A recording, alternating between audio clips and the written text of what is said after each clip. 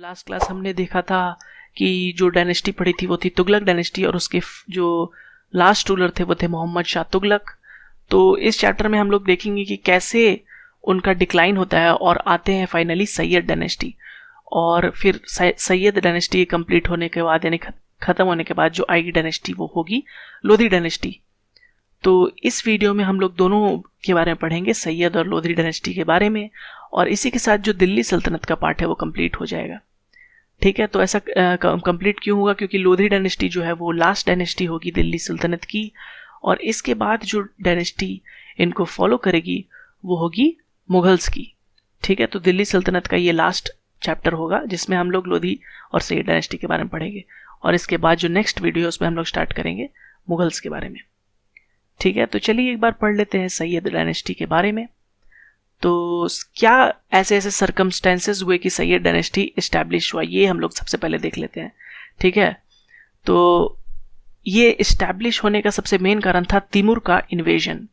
ठीक है, तो तिमुर इंडिया में इन्वेड किए थे। ठीक है, और ये किस टाइम में इन्वेड किए थे? अगर हम बात करें तो 1398 से 1399 एडी के समय में तिमुर इन्वेड किए थे। तिमुर यानी तिमुर द लेम जिन्हें कभी कभी कहा जाता है। तो ये कौन थे? तो ये टर्किश एक तरह से कह सकते हैं जनरल थे जो कि मंगोलिया के इलाके में रूल करते थे। तो ये मंगोलिया से आए थे। ठीक है, और ये जो चेंगिस खान है उन्हीं के वंशज माने जाते हैं। ठीक है, तो चेंगिस खान के ही डिसेंडेड थे ये। तो तिमुर को माना जाता है ये बहुत ही रूथलेस थे, बहुत ही एक निर्दयी टाइप के थे, और जहां भी जाते थे वो तबाही मचाते हुए जाते थे।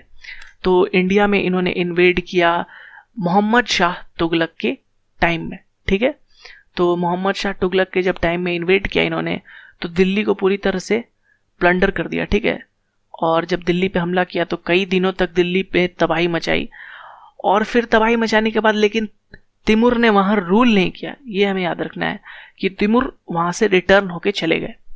ठीक है, तो he mercilessly plundered the city of Delhi. ठीक है, तो दिल्ली को पूरी तरह से तबाह किया, लेकिन वहां से घूम के चले गए।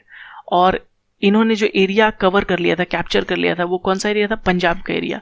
ठीक है, तो वहां से भी वो रिटर्न हो गए और वहां पे एक अपना नॉमिनी अपॉइंट कर दिया। ठीक है, और वो नॉमिनी थे खिजिर खान।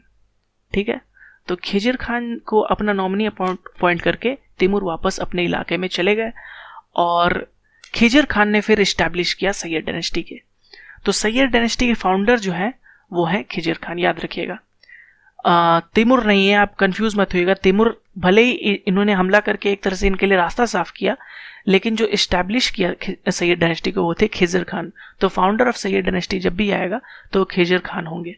ठीक है, और फिर बाद में उन्होंने दिल्ली पे कैप्चर किया 1414 एडी में, और फिर दिल्ली सल्तनत में कुछ साल तक इनकी डायनेस्टी ने रूल किया। तो चलिए अब देख लेते हैं सैयद डायनेस्टी में कौन कौन से रूलर्स आए। ठीक है, तो सैयद डायनेस्टी में जो रूलर्स आए, सबसे पहले तो हम देख ले रहे हैं खिजिर खान जो थे वो ही थे जो कि फाउंडर थे। और फिर उनके बाद जो नेक्स्ट रूलर आते हैं वो होंगे मुबारक शाह। जो नेक्स्ट रूलर आते हैं उनके बाद जो नेक्स्ट रूलर आएंगे वो होंगे मोहम्मद शाह। ठीक है, और फाइनल जो रूलर आएंगे वो होंगे आलम शाह। तो इनके बारे में आपको ज़्यादा नहीं जानना है, बस आप जो लास्ट रूलर है आलम शाह उनका नाम याद रख सकते हैं, और इसके अलावा खिजिर खान जो फाउंडर है इनका नाम याद रख सकते हैं। क्वेश्चन यहीं से आते हैं, उससे ज़्यादा अंदर में डीप इनसे नहीं पूछे जाते सैयद डायनेस्टी से। ठीक है, तो सैयद डायनेस्टी में एक और क्वेश्चन जो रिपीटेडली पूछा जाता है वो है एक बुक के बारे में जिसका नाम है तारीख मुबारक शाही। ठीक है, तो ये क्वेश्चन पूछा जाता है कि ये बुक किस पीरियड में लिखी हुई है। ठीक है, तारीख मुबारक शाही, तो ये लिखी गई है सैयद डायनेस्टी के टाइम में। ठीक है, तो सैयद डायनेस्टी से आपको क्या क्या पढ़ना है पता चल गया। सबसे पहले चेंगिस ये तिमुर के जो इन्वेजन है उसके कारण ये इस्टेब्लिश हुआ, और उन्होंने अपना नॉमिनी अपॉइंट किया खिजिर खान को, तो उन्होंने फाउंड किया सैयद डायनेस्टी को। और सैयद डायनेस्टी से एक आपको बुक याद रखना है जो कि है तारीख मुबारक शाही, और इसके अलावा आपको ज़्यादा याद नहीं रखना है। आप इनके ऑथर भी याद रख सकते हैं जो थे याहया बिन अहमद सरहिंद। ठीक है, तो आप इनके नाम भी याद रख सकते हैं, याहया बिन अहमद सरहिंद। तो लेकिन इस बुक का नाम तो जरूर याद रखिएगा, तारीख मुबारक शाही। तो सैयद डायनेस्टी के बारे में इतना हो गया। अब चलिए पढ़ते हैं लोधी डायनेस्टी के बारे में। तो सैयद डायनेस्टी के खत्म होने के बाद उनको जिसने ओवरथ्रो किया, यानी जो आलम शाह थे उनको जो ओवरथ्रो किया वो थे लोधी डायनेस्टी ने, और फिर लास्ट में आएंगे उसके बाद मुगल्स। तो फाउंडर कौन थे इनके देख लेते हैं, ये क्वेश्चन काफ़ी बार आता है और वो थे बहलोल लोधी। ये क्वेश्चन 2015 सीजीएल में भी शायद आ चुका है और उससे पहले भी काफ़ी बार आ चुका है कि फाउंडर कौन थे लोधी डायनेस्टी के, तो वो थे बहलोल लोधी। और एक और फैक्ट आपको याद रखना है कि बहलोल लोधी या फिर लोधी डायनेस्टी जो थी ये टर्किश ओरिजिन की नहीं थी बल्कि अफगान ओरिजिन की थी। तो ये फर्स्ट डायनेस्टी थी जो कि अफगान ओरिजिन की थी, नॉट टर्क्स। इससे पहले जितने भी डायनेस्टी आए वो टर्किश ओरिजिन के थे, ठीक है, और ये फर्स्ट अफगान डायनेस्टी के थे। तो ये था बहलोल लोधी के बारे में। अब देखते हैं इनके नेक्स्ट जो रूलर हैं उनके बारे में, और वो है बहुत ही फेमस सिकंदर लोधी। तो सिकंदर लोधी के बारे में कौन कौन से क्वेश्चन आते हैं उसी के पर्सपेक्टिव से हम पढ़ते हैं। तो सबसे पहले सिकंदर लोधी का जो सबसे इंपॉर्टेंट फैक्ट है इनसे रिलेटेड वो है कि ही फाउंडेड द सिटी आगरा। तो आगरा जिस सिटी में शाहजहां ने काफ़ी कुछ बनाया है, ताजमहल और क्या क्या नहीं, तो उस सिटी को फाउंड किया था सिकंदर लोधी ने, याद रखिएगा, ठीक है। और उसे फिर अपना कैपिटल बना दिया था, दिल्ली से शिफ्ट करके आगरा में अपना कैपिटल शिफ्ट कर लिया था इन्होंने। तो ये याद रखिएगा, शाहजहां ने आगरा में कई बिल्डिंग्स बनवाए हैं जैसे कि मोती मस्जिद या फिर ताजमहल या फिर जो भी फोर्ट है वहाँ के, लेकिन उस सिटी को इस्टेब्लिश किया था सिकंदर लोधी ने, ना कि शाहजहां ने। याद रखिएगा, सिकंदर लोधी आगरा। तो चलिए एक और फैक्ट जिनसे रिलेटेड काफ़ी बार आता है और वो है एक बुक जिन्होंने लिखी है, ठीक है, लेकिन ये उतना इंपॉर्टेंट नहीं है जितना कि ये आगरा वाला फैक्ट है, ठीक है।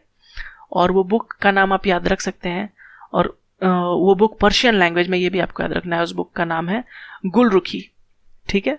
तो ये पर्शियन बुक में इन्होंने गुलरुखी नाम की एक बुक लिखी है। इसके अलावा आपको सिकंदर लोधी से आपको ज़्यादा याद नहीं रखना है। अब आते हैं हम लोग इब्राहिम लोधी के बारे में। तो इब्राहिम लोधी के बारे में आप ज़्यादा मत जानिए, बस यानी ये लास्ट रूलर थे लोधी डायनेस्टी के, ठीक है। तो लोधी डायनेस्टी भी ज़्यादा दिन नहीं चली और इब्राहिम लोधी जो थे उनके साथ ही पूरा दिल्ली सल्तनत एक तरह से कह सकते हैं कंप्लीट खत्म हो जाता है। और ये कब खत्म होता है? 1526 एडी में। तो इस डेट का बहुत बड़ा रोल है, इस ईयर का बहुत बड़ा रोल है। इसमें क्या होता है, इसमें बाबर अटैक करते हैं, ठीक है। बाबर अटैक करते हैं और डिफीट करते हैं इब्राहिम लोधी को। और जो ये वॉर हुआ, इस वॉर का जो नाम है वो बहुत ही इंपॉर्टेंट और फेमस नाम है और वो है battle of Panipat, first battle of Panipat, ठीक है। तो ये आपको याद रखना है, 1526 एडी में फर्स्ट बैटल ऑफ पानीपत हुआ जिसमें बाबर ने डिफीट किया इब्राहिम लोधी को और एस्टैब्लिश किया मुगल डायनेस्टी को, ठीक है, मुगल एम्पायर को एस्टैब्लिश किया। तो बाबर को किसने इनवाइट किया था? तो एक और आदमी थे, दौलत खान लोधी, ठीक है। तो ये दौलत खान लोधी ने इनवाइट किया बाबर को कि आप हमला करिए, ठीक है, और दिल्ली पे, और इब्राहिम लोधी को हराइए, ठीक है। और वो कौन थे दौलत खान लोधी? तो वो थे गवर्नर ऑफ पंजाब उस टाइम के, ठीक है। तो वो अपने लालच में उन्होंने इनवाइट किया कि वो आएंगे बाबर और दिल्ली में हराएंगे और फिर दिल्ली में रूल करेंगे, लेकिन उल्टा हुआ, बाबर ने आकर मुगल डायनेस्टी इस्टेब्लिश कर लिया और फिर बाद में दौलत खान लोधी को भी हरा दिया और फिर मुगल एम्पायर की स्थापना की। तो चलिए नेक्स्ट वीडियो से हम लोग पढ़ेंगे मुगल एम्पायर के बारे में, क्योंकि मुगल एम्पायर भी one of the most important topics है जिससे एसएससी सीजीएल में क्वेश्चन पूछे जाते हैं। तो इसी के साथ हमारा दिल्ली सल्तनत का पार्ट कंप्लीट होता है। अगर आपको वीडियो अच्छा लगा है तो इस वीडियो पे एक लाइक ज़रूर करें और thank you for watching our video. Good bye.